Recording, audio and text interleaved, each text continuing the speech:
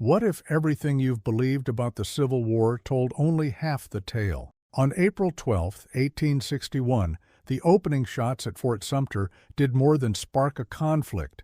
They shattered decades of concealed fears, truths, and fierce battles over the identity of a nation. The Confederacy's cause went beyond slavery or states' rights. It was a desperate fight to defend an embattled lifestyle. This war was entangled with economics, honor, and survival. Yet what if the history lessons omit the most contentious details, the facts omitted from classrooms, the narratives scrubbed from textbooks, the Confederate realities excluded from mainstream accounts? Stay with me today as we explore the hidden, unvarnished side of the Civil War, revealing unsettling truths that overturn what you thought you knew. This isn't just history. It's a revelation. Before we dive in, please like and subscribe to support our channel. On April 12, 1861, troops of the newly declared Confederate States of America opened fire on Fort Sumter. Each shell crashing against the fort's weakened walls reflected the widening fractures long spreading through American society. For the rebellious Confederates, the cannon's roar was a justified second war of independence. To the broader world, the first blow of the Civil War had officially been struck by the Confederacy. The South's fierce commitment to slavery increasingly alienated it from the North, where growing anti-slavery sentiment took root. Some radical Northerners advocated abolishing slavery nationwide, a prospect that terrified the slaveholding South above all else. Preserving slavery was an economic lifeline for nearly every layer of Southern society. Around 25% of white Southern families owned slaves, with even greater concentrations in the Deep South. For these families, abolition meant financial ruin. Even poorer whites opposed ending slavery, as it prevented them from sinking to the lowest social levels.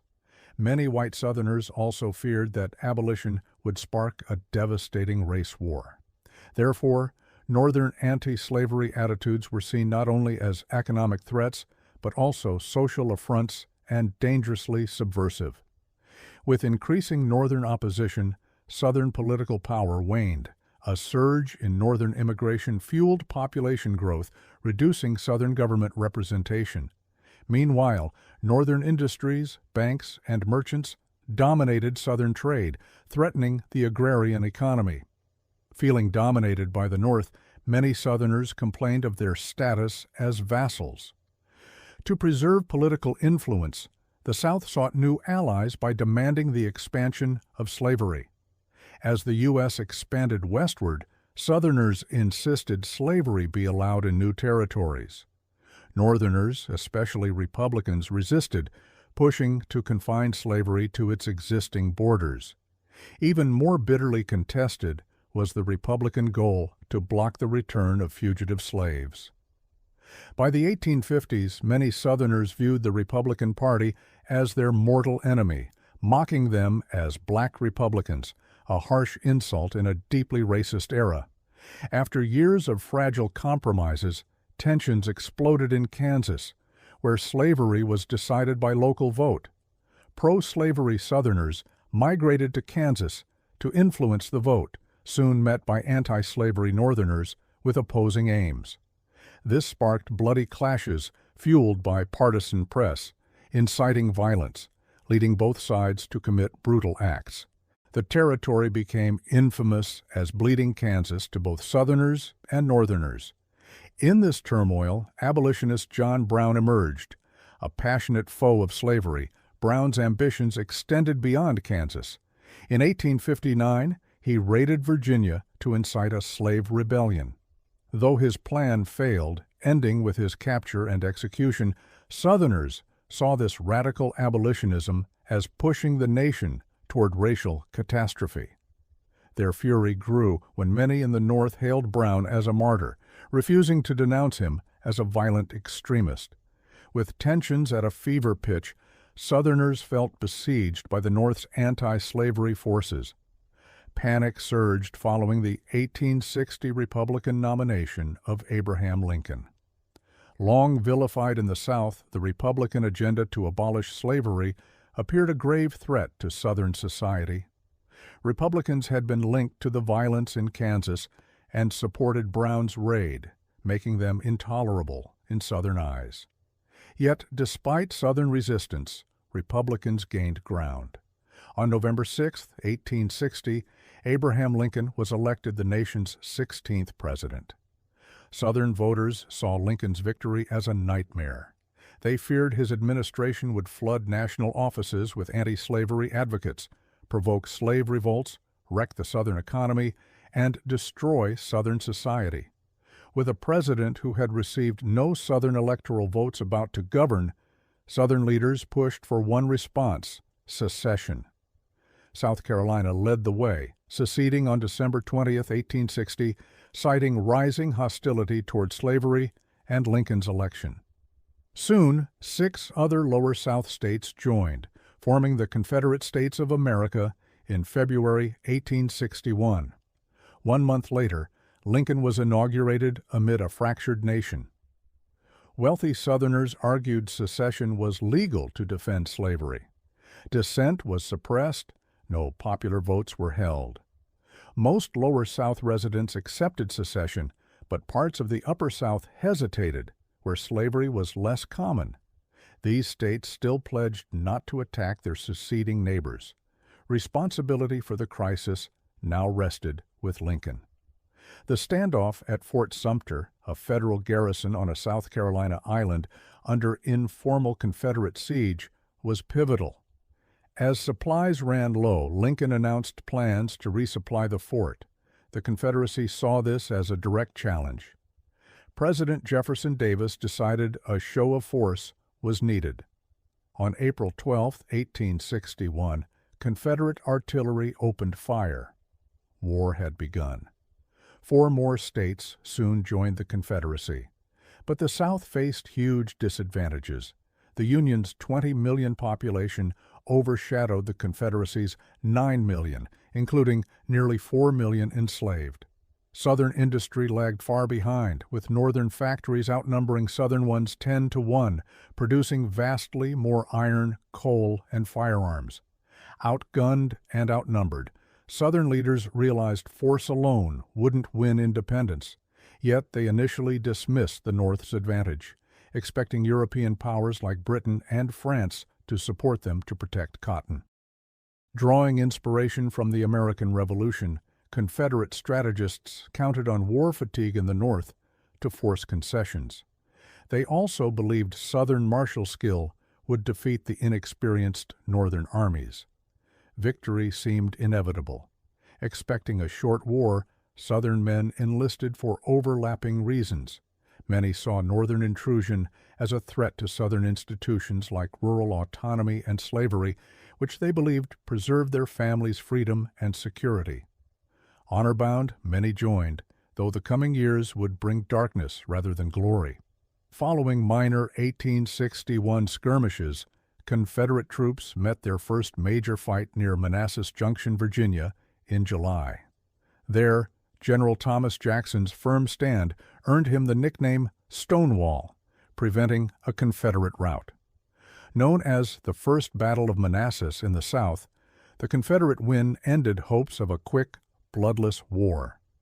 As Union forces regrouped, the Confederacy spread troops along the northern border, hoping their smaller armies could support each other. This strategy faltered. Under General Ulysses S. Grant, Union forces defeated smaller Confederate units at Shiloh with a series of 1862 victories shattering Confederate defenses westward. Compounding problems, Union naval forces captured New Orleans, the South's largest city and port. Near disaster loomed in the east as Union forces neared Richmond. Jefferson Davis placed General Robert E. Lee in command of its defense. Lee soon proved a formidable leader, repelling cautious Union forces. Seeking initiative, Lee launched a risky invasion northward in fall 1862, dividing his army with Stonewall Jackson leading a portion. This gamble nearly failed when Union troops twice his size discovered the plan. Yet hesitation allowed Lee to regroup near Sharpsburg, Maryland, where he prepared to fight. On September 17, 1862, Union forces attacked in disjointed waves, but failed to exploit their advantage. Confederates barely held ground despite heavy casualties, nearly collapsing. Southern reinforcements finally ended the bloodiest day in American history. Tactically a stalemate, Lee's battered army retreated south. This failure crushed white Southern hopes as Lincoln issued the Emancipation Proclamation, declaring freedom for slaves in Confederate states. This energized abolitionists in Britain and France, blocking Confederate hopes of European recognition. The South's best chance for victory evaporated, yet Confederates still resisted Northern efforts. In the West, Grant pushed down the Mississippi but was held by Confederate defenders at Vicksburg. Lee scored victories at Fredericksburg and Chancellorsville, though mourning Stonewall Jackson's death. Confident, Lee launched another Northern invasion in summer 1863. Crossing into Pennsylvania, Lee's army initially routed a smaller Union force near Gettysburg on July 1st. However, underestimating Union numbers, Lee faced a bigger force in this war's deadliest battle. Union forces entrenched south of Gettysburg. Lee sought to break their lines. On July 2nd, fierce fighting bent but didn't break the Union flanks. July 3rd saw Lee's final assault on the Union center fail. Though inflicting heavy losses, Lee's army was devastated and forced to retreat. The next day, Vicksburg surrendered to Grant, splitting the Confederacy in two. Lee's refusal to reinforce the collapsing West and reliance on a failed North invasion worsened their plight. The Confederacy's military position grew grim. Off the battlefield, hardships deepened. The Union blockade crippled cotton exports. Southern officials resisted taxation. Inflation soared. Many enslaved Black Americans gained freedom. The Emancipation Proclamation crippled exports and threatened slavery, undermined the South's economy. Poor whites suffered most. Confederate women struggled to feed families, sparking bread riots. White Southern men faced an unpopular draft. Farms had to surrender crops, often evaded by the wealthy. The richest Southerners, staunch secessionists, bore least hardship, fueling resentment. Morale fell. Desertions surged. Soldiers, worried for their families, fled camps. Some deserters waged guerrilla war inside Confederate lands. Jefferson Davis tried to rally citizens, but doubts grew about the lost gamble of independence. In fall 1863, the Confederacy nearly clinched a Western victory. A divided Union army allowed Confederate forces to defeat smaller groups separately.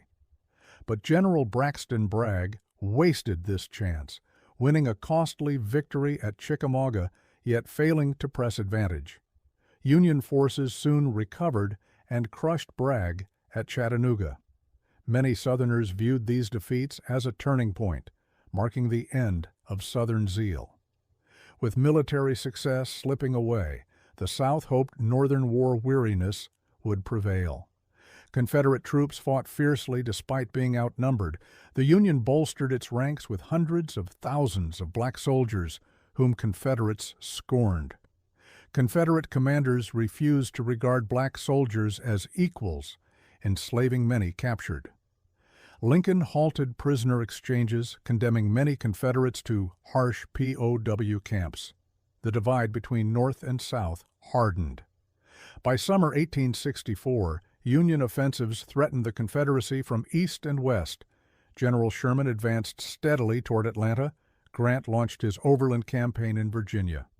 Despite heavy Union losses, Confederates hoped voters might reject Lincoln in 1864, opening peace possibilities.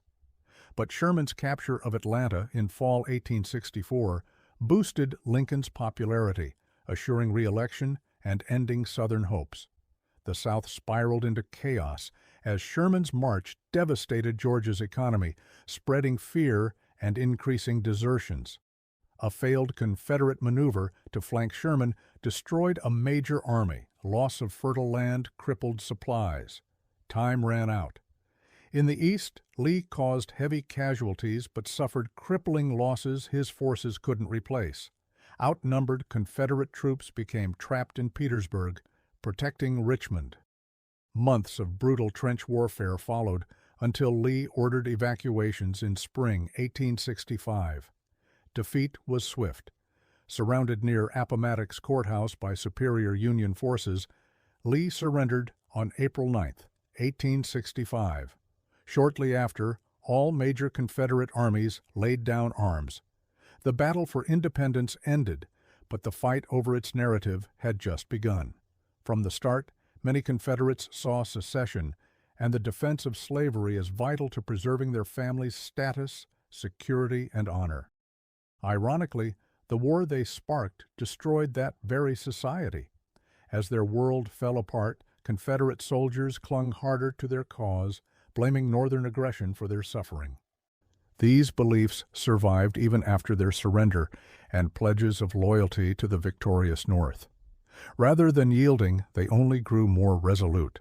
Following the South's defeat, a Northern government led by Republicans abolished slavery, enfranchised black men, and stationed troops to ensure Southern obedience. So, how should these facts influence our current understanding of the Civil War? The Confederate realities we've exposed aren't just old history.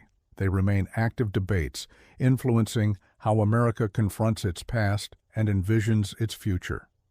Was the Confederacy merely defending its way of life, or fighting to uphold a system that fractured the nation? How much of the history we know reflects the perspective of the victors rather than the complete truth? These questions are complex and far from binary. Now, I want to hear from you. What did you find most unexpected about these concealed truths? How do you believe history ought to be remembered and taught? Share your views below. Let's engage in a genuine discussion about the Civil War beyond the textbooks, because this story is ongoing and the truth continues to emerge.